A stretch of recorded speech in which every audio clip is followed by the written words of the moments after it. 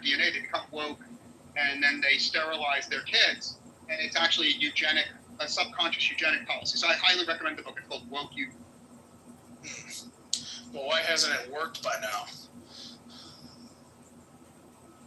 If they were successful, there wouldn't be any woke people. Oh no, because college, I'll answer you succinctly, college is a religious recruiting institution. So in other words, girls who grow up conservative, girls who grow up in religious households, if they go to college, the colleges sort of act as a seminary that indoctrinates them in the woke religion. So actually,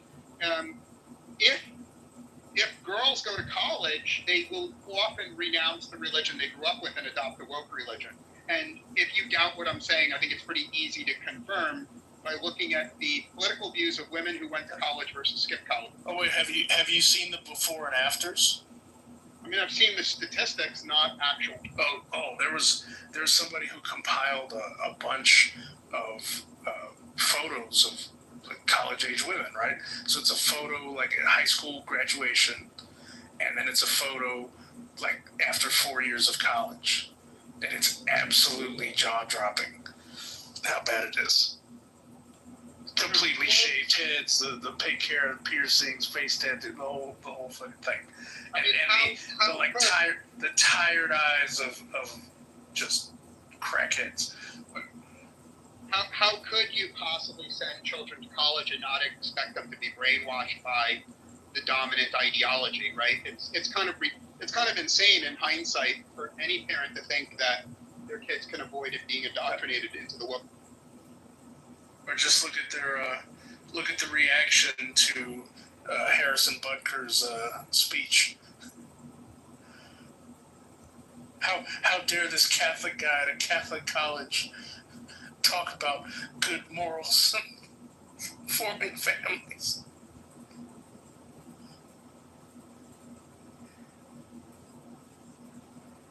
But yeah, they went off the deep end, and they're doubling down.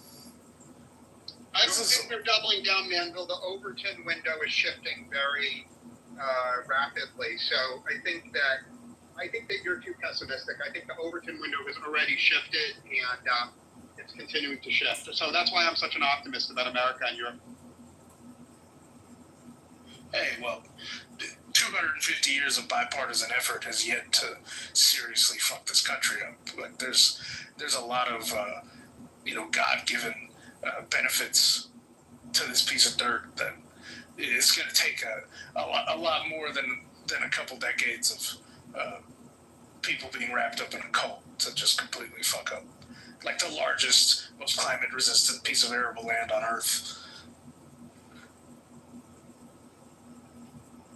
We have the opportunity to attract hundreds of millions of the most highly skilled young people to move here. Like, travel all over Asia, and a huge percentage of the smart, motivated people want to move here. So, yeah, I know 1 billion Americans. I read it. I get it. Okay.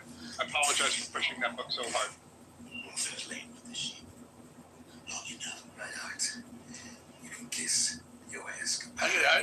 I don't mind 1 billion Americans.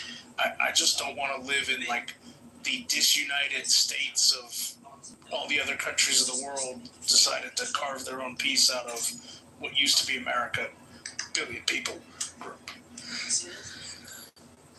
Yeah, I think that the fears of people about ethnic enclaves have been disproven, and I travel over the U.S. and immigrant families that after an immigrant family is here 80 or 90 years, they always assimilate. There's no examples you could find of an ethnic enclave that lasts more than 90 years, respectively. Dang, that lasts longer than generational. Was that 2.5 generations? On a generational wealth and shit. Because we was kings. I told you about that shit. Don't do that shit.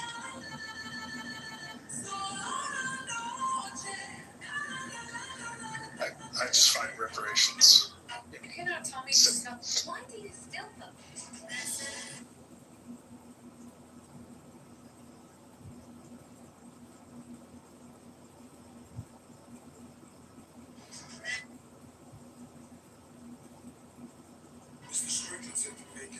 Manville, I was serious when I recommended you visit San Francisco. You'll find it to be cleaned up about 50%. Yeah, not on my itinerary.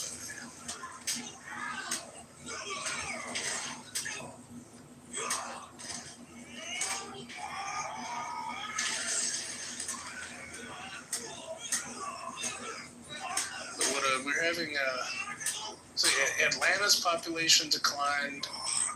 Did New York's? I know California kind of, well, Newsom's lauding that California recovered from the COVID exodus. I don't know what New York's net gain is. Well, the places that are growing the fastest are Texas and Florida because they have pro-construction policies. But at the same time, Manville, the numbers are a little misleading, right? California is losing people that are net tax eaters, and California is gaining people in places like Silicon Valley that pay massive taxes. So it still today, I know it's not comfortable for a lot of MAGA people, but many of the smartest, most ambitious people in the world still want to move to Northern California, despite that. But there's a counter effect to that, which is that when people gain a lot real estate wise, moving starts to look like a good option where they could get a little more, for what they've gained. And so like Town and Country, Florida, Kendall, Florida, which is south of Miami, Brandon, Florida, are in the top 5 for cities that have lost the most population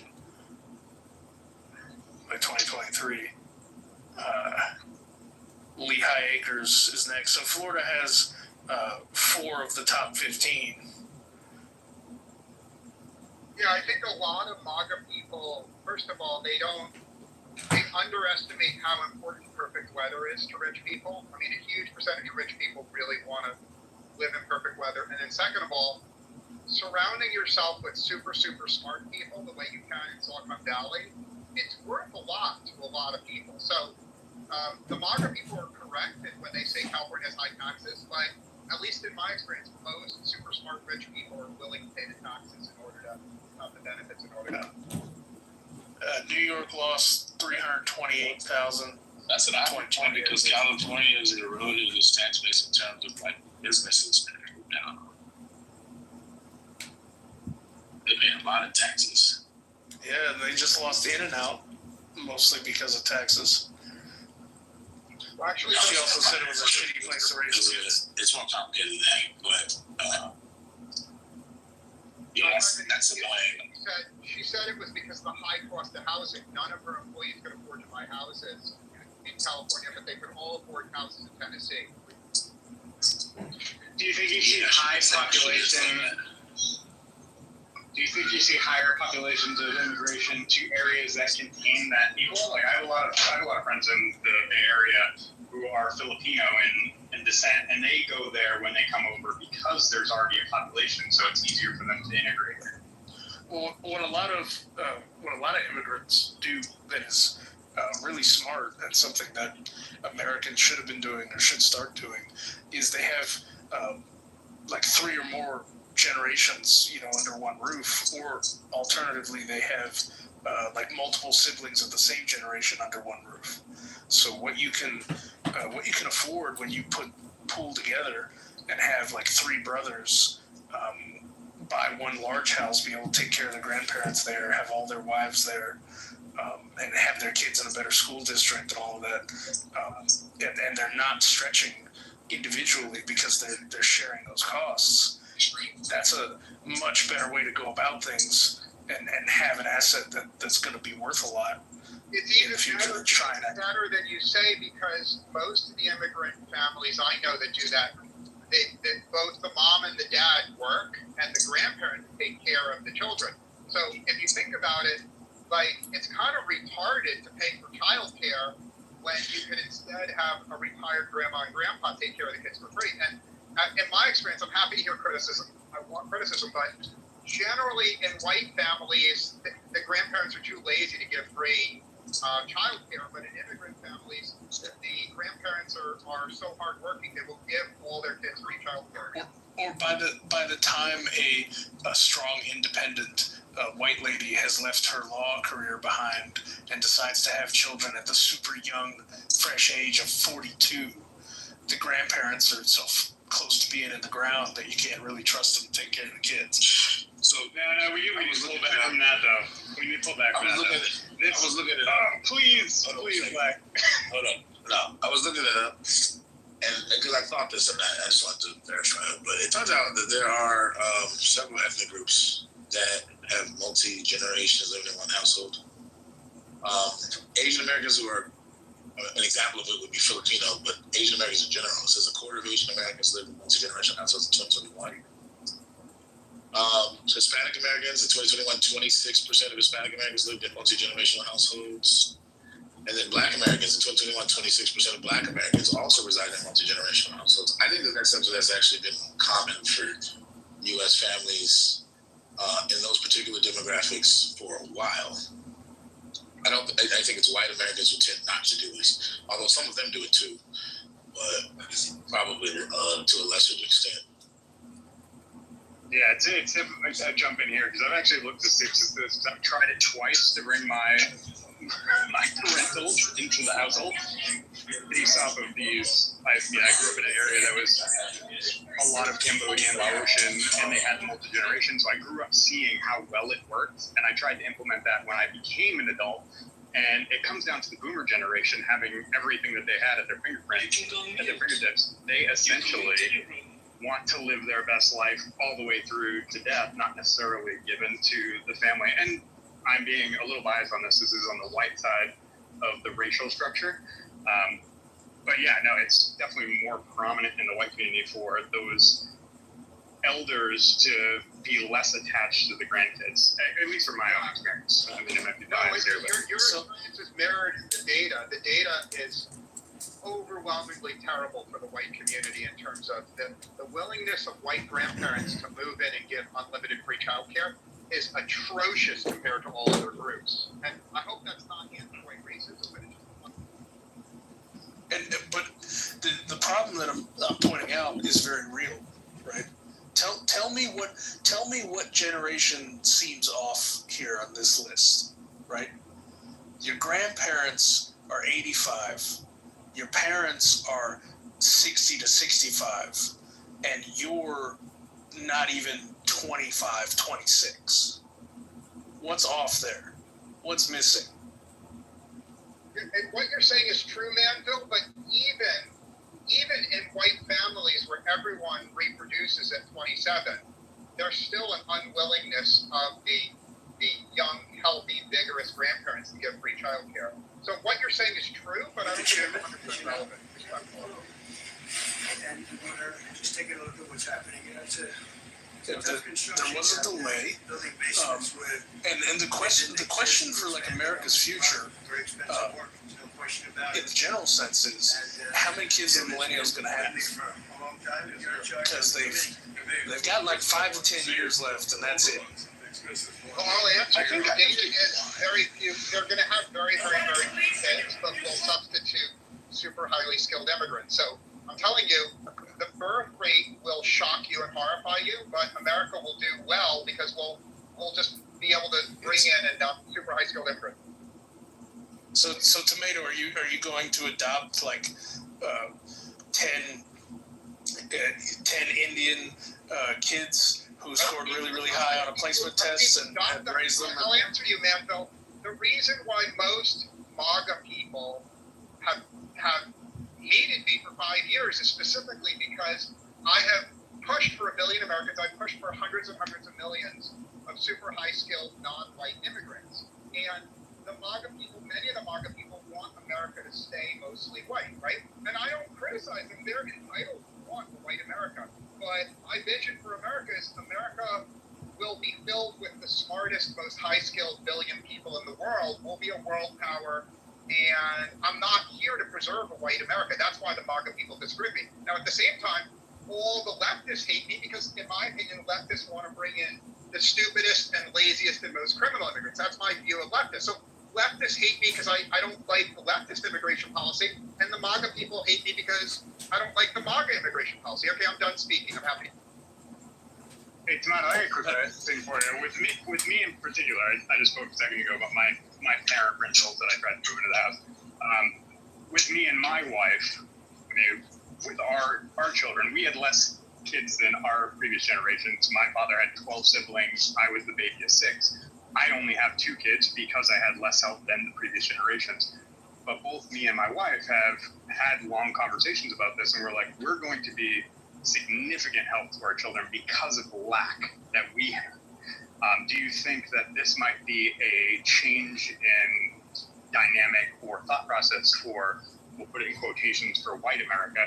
Because, like myself, like I said, I had zero to little help with my children growing up, where I was basically raised by my grandparents.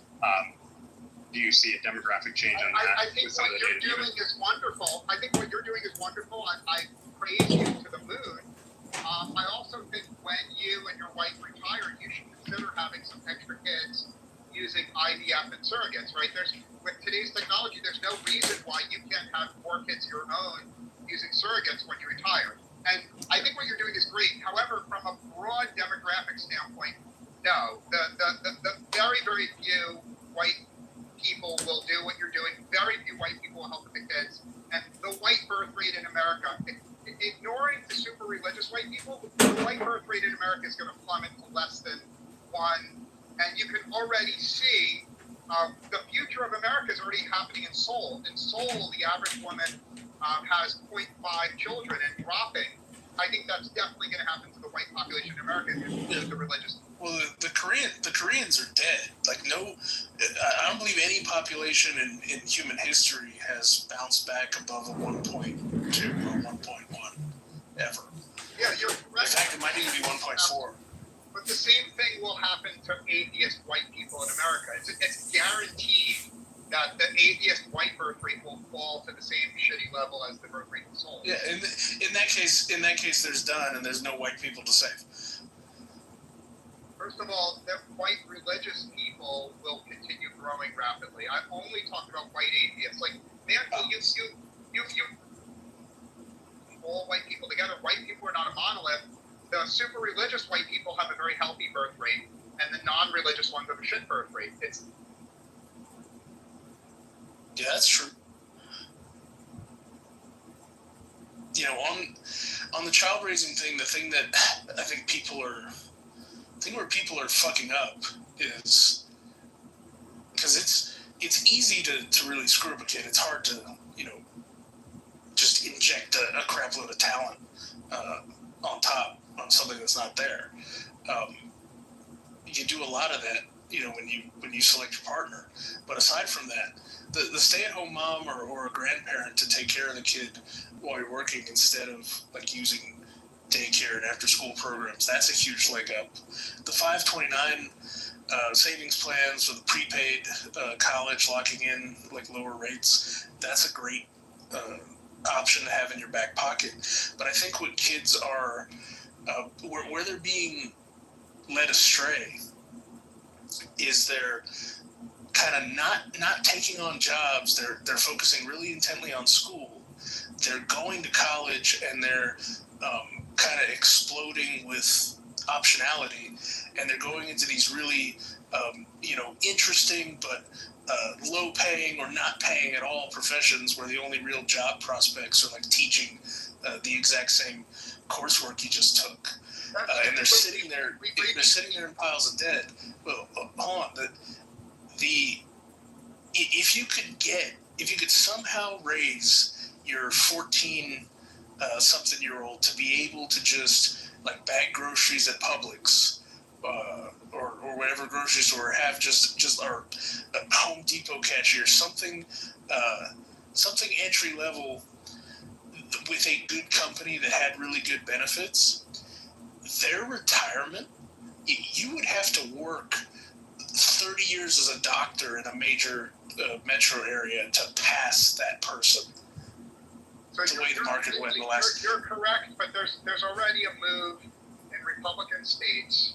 You can easily confirm this. There's a move to no longer require college for most government jobs. That is to say, in Republican states, they're eliminating the requirement of a bachelor degree for most government jobs, and instead they're giving an aptitude test. So if you can teach yourself accounting or computer programming or clerking, you can skip college. Now, already today, the percentage of 17-year-old young men going to college is plummeting.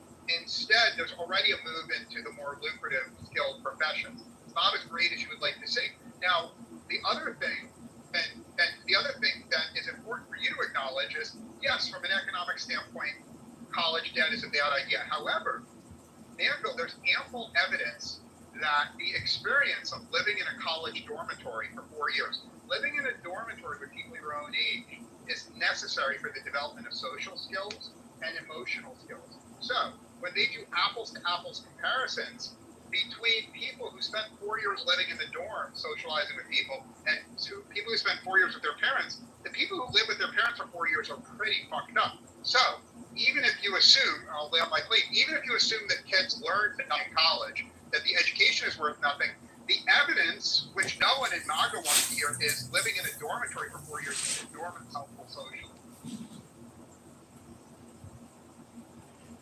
Tomato, that's why I'm a huge fan of enacting conscription in the United States. Do a 3-year, before you can go to college, you have to go to military service. That would get you a whole plethora of everything we're trying to look for. Mental health evaluations, gun training, college money, medical treatment for kids over the age of 18 not having to be on parents' health care, as well as just instituting that sense of community. Yeah, I agree. So 4 years, I would prefer to say 4 years of living in a dorm. So let's say every child in America lives in a dormitory from like 17 to 21. I'm not sure they all need to learn to be in the military officially, and I'm not 100% sure about government service, but I think the evidence is that the kids develop much better if they leave their parents at 17 and live in a dorm. Would you agree to that, or do you think that's an exaggeration? No, for sure. Being somebody who left and went to the military early on and was able to experience people from outside my social class, outside my general area, being from the Northeast, I was able to experience people from the South, from the West, from Guam, from all over the place, and then visit other places. I think it gives you a mindset that a lot of kids are missing coming straight out of high school, going right into a college, earning an immense amount of debt for something that statistically they're not going to be their final career in. I mean, even me myself, I have a degree in accounting and I'm not doing accounting. You know what I mean? But yeah, no, if they're going to do something, dormitory, military service, something along those lines that gets them off of the tee, so to speak. I mean,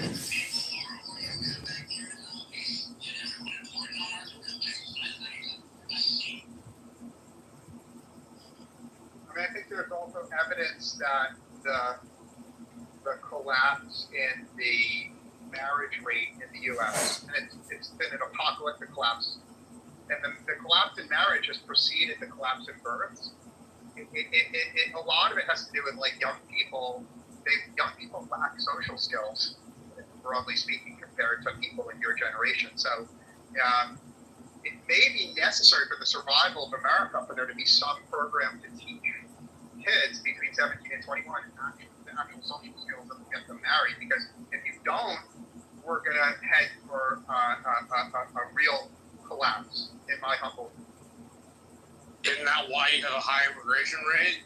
So that the population of the first world country that's not a replacement has enough people for the country to continue?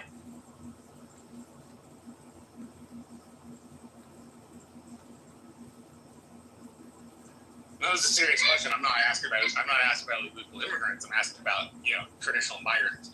Isn't that the reason we get traditional migrants in the country? We spent an hour talking about how high-skilled immigration can rescue America from a low birth rate. So you're correct. Yeah, but that's not what I asked. I didn't ask about high-skilled immigration.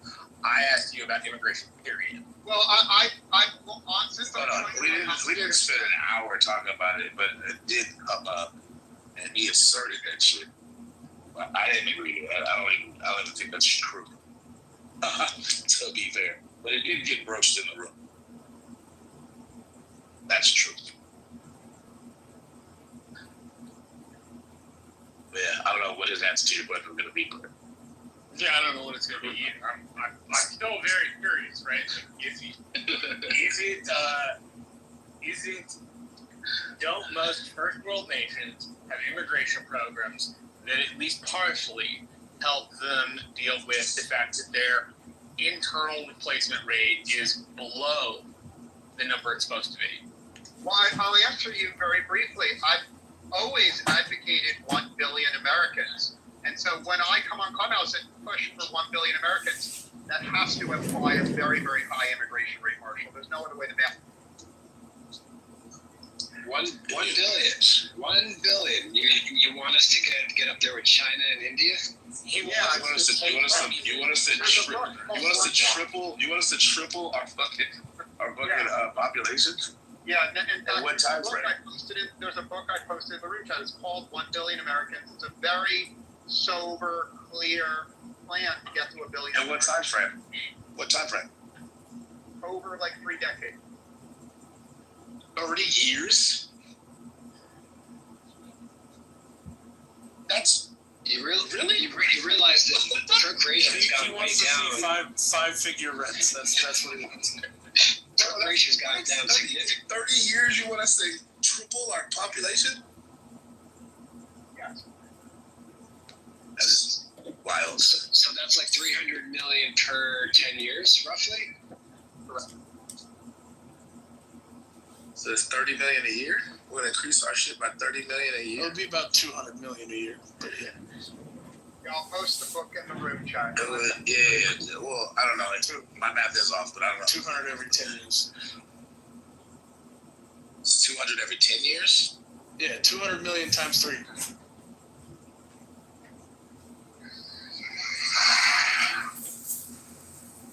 No, it would per year would be a tenth. It would be a tenth of 200 Yeah, million, it'd be 20, which is 20 million. 28 a year.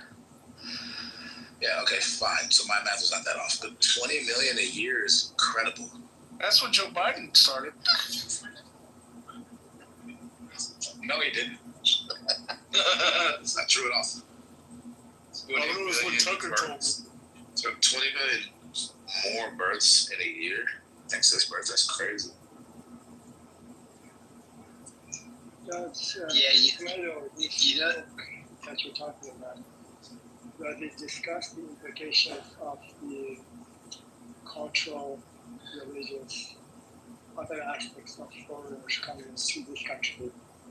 Does he talk about those things, the impacts, for example, from Muslim communities and Hindus? And so, how would this impact American culture, whatever you want to define it? What the impact would be? Does the book actually talks about this? Yeah. I think there's a lot of good impacts. The number one positive impact is we would be militarily safe, right? Because the reason it makes us militarily safe is China has all these smart people building AI and robotic systems. If we open up the immigration system so that every single smart Chinese young person moves here, China doesn't have the force of engineers to oppose us militarily. So if you just do the math, you start by letting in the most skilled engineers in the world. It cripples our enemies and it makes our military stronger without us having to spend money. That's the first way of it. So to me, All this childbirth thing, which I'm more interested in, what you're talking about, is like as of 2023, we were birthing like 3.6 million babies, so north of 3 million babies a year. To get to 20, you're gonna have to multiply that approximately 7-fold. And it's so significant of an increase that like literally we would have to we'd have to set up a lot of like pregnancy services and all of the hospital beds that these women would need and all of the like prenatal wards and all of that shit. Like we'd have to multiply those things a lot. Like, we'd have to probably take some time to actually build the infrastructure in order to even have that many children in a year. It's all true, but during the baby boom era, when America was growing stronger, we did have a pronatal culture, and the book is very persuasive that, look, I don't expect, there's a lot of racists. If you want America's racial balance to stay the same forever, you can't have that high level of immigration. But if you truly don't care about race, and if you truly believe in America with all the smartest people in the world living in America, and you can ignore race, it's quite achievable for us to have 1 billion. But not in 30 years, that's not realistic at all. Well, that has something to do with a lot of the approachable things that we have in the country that people come here for. I'd be interested to think, Tamara, what would be your thought process on our higher level institutions requiring citizenship or naturalization for attendance? That would actually open up more opportunity for citizen students to attend these higher education institutions, and also pull in more of those high value new patriots from other countries. If we're like, hey, you can go to Harvard, you can go to Yale, you need to be naturalized or a citizen or a child of, as opposed to bringing in people from the Emirates, from Europe, who are coming here, getting that school, and then bringing that knowledge or that mental equity that they're getting from our country and bringing it back to those other countries. Well, I'll answer you very briefly. America's number one crisis over the next 20 years is China beating us in AI and robotics and military technology. Like we are under threat of being defeated by China all over the world because of the huge number of high skilled people they have. So if you love America and you're an American patriot and you don't give a fuck about race, it just seems obvious to me that we should invite every single super smart, super skilled young Chinese to move here.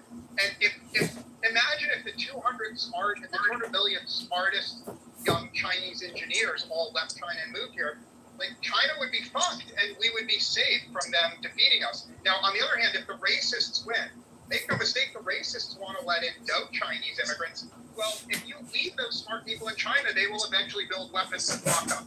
So, in my view, if you love America, let the Chinese in. And then after you let the Chinese in, start thinking about letting in lots of other smart people. And in particular, prioritize immigrants who are smart from countries that may become our rivals. If you steal the smart people away from other countries, they can't be our rivals. I'm not speaking, and I don't expect support for them. To counter that, I'll be real quick, Shipwreck. To counter that, to make room for all these super incredibly genius level people from China or even India, or arguably some of the top tech coding engineers come from, well, we got to make room over here. So that means we got to start testing some of the dum-dums in this country and see if they, are cut the mustard. If whatever aptitude test we come up with, if you don't cut the mustard, off you go to El Salvador. Well, you say that as a laughable thing, but I think high school students should absolutely be able to pass the same test that immigration people who have to come through the immigration process do. So I think that's absolutely true. And by the way, the baby boomer was 4 million. Baby boomer at its peak was only 4 million per year in the 50s.